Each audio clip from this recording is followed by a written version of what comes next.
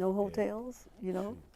Man. So we get to 1963 now. We integrating in Albany, and some cities in the South are integrating more. And you know, interstate travel is getting better with the freedom riders and things of that nature.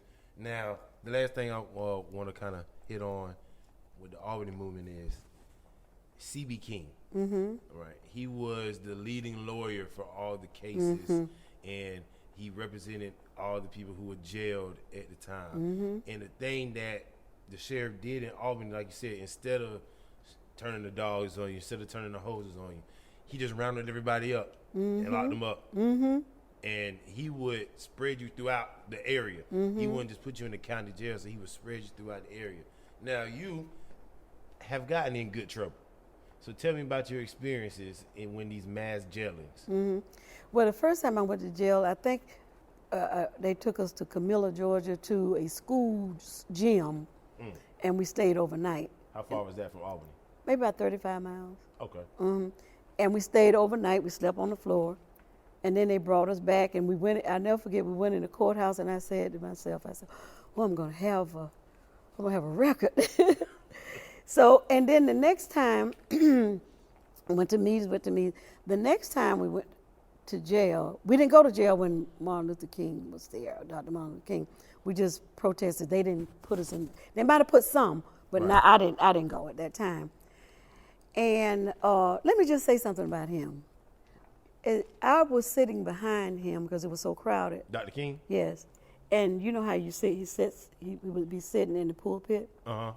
And I was right behind him, and I kept touching him.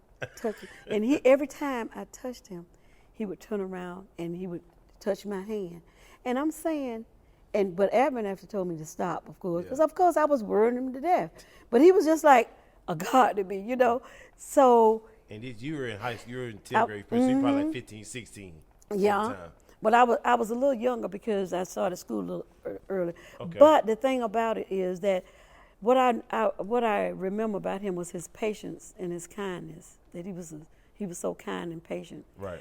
But okay, I got off the subject with that. No, you're fine. But I had to say that because you don't meet many people who can say I touched I Dr. touched King. him. Yes. I talked to Dr. King. I saw him speak. I heard his sermon. Like that's something that you can only dream of, or you can just watch in the movie. So you can seeing him and hearing him, those words, how powerful was that? It was so powerful. It was unbelievable because like I was like really into this. Every night I would eat, every evening I'd eat, and I'm straight to Shallow. Yeah. Straight to Shallow. And the Shallow didn't have, it was across the street at Mount Zion. Right. There were two churches. But the next time I went to jail, I remember it was during spring break. It was Easter break. And my mother had said, this lady had said, I'm going to pray for y'all. And Mama said, I thought she was teasing. She said, Betty, don't go this time. I don't want you to go. She said, they're going to keep you longer. I said, no, they're not. I'm a minor. They can't do it, Mama. So I went.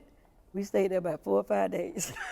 You should. Well, yes. I guess you okay. Can't say you should listen, Mama. It's for a good purpose. I wasn't going to listen anyway. Right. Yeah. You gotta so do what you gotta do. So we went. Now, when you would get arrested, would you actually get booked? Like, did you have to take a mug shot, or they just held you? They just held us. Okay. All right. Ironically, C.B. King fought all these civil rights cases and fought all these mishandlements with the justice system. And now in Albany, Georgia, the federal courthouse is C.B. King Courthouse, right?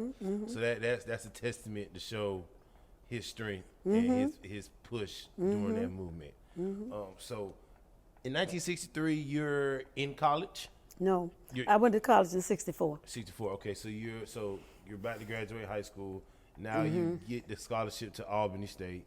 Tell me about your experience at Albany State, going in as a freshman and just. Well, my first year was okay, but I didn't apply myself as well as I should have the first year because I had thought that I should have gone to Bethune-Cookman because I had a full scholarship there, and because my boyfriend was down there. So, but I didn't go. But after the first semester, I started really applying myself and really getting down to the working to the work and academics of it, and I enjoyed it. I loved Albany State. I was a music major. At first, I was sociology. Okay. Then I went to music major. And I was pure music, which was performing. So I'll never forget this lady. She used to let me in the back door of the fine arts building because you're not supposed to be in there at a certain time. But because I was all around, wanted to be everywhere at all times, she would let me in at 6 o'clock to practice my flute. Right. I was practiced 2 hours. The other kids, of course, didn't get there till about 9 o'clock. By the time they got there, I was in the student union building. I had practiced my flute. I had studied and everything, so I was ready to mingle. So it was just a great time for me. I enjoyed every bit of Albany State. As a matter of fact, I started pledging there, and I stayed longer than I was supposed to because I wanted to stay, and my mother didn't know it. So I took educational courses, which was very beneficial to me. And one of the principals found out, told my mom and said, well, she's been finished. She's just still there. Okay. But that's how great I had a time I had. Just enjoying it. I enjoyed my college life. It was wonderful. Right. Okay. So